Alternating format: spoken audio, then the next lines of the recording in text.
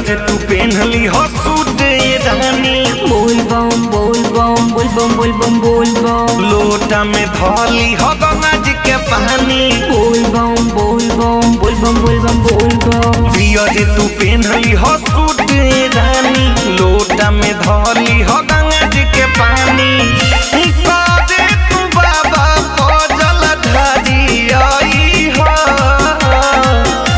कादे तू बाबा पजल ढारी आई हो। अपना गाँव के मंदिरिया पर ए प्यारी आई हो। अपना गाँव के मंदिरिया पर ए प्यारी आई हो। अपना गाँव के मंदिरिया पर ए प्यारी आई हो। प्यारी आई हो।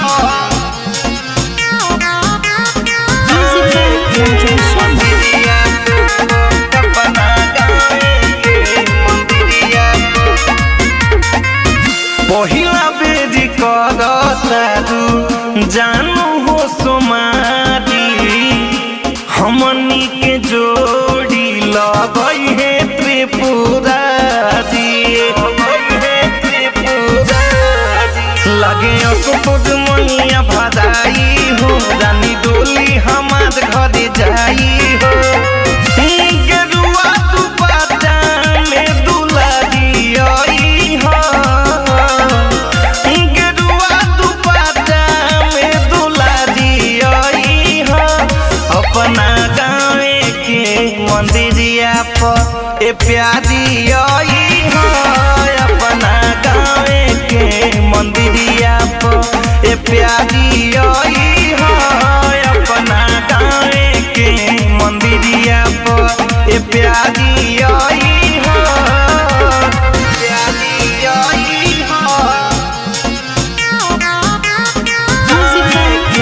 मंदिरिया पर अपना गाँव के मंदिरिया पर फूल बेल पतर लेके आई है अगरबत्ती। भोला बाबा दी है गोपाल जैसन पति।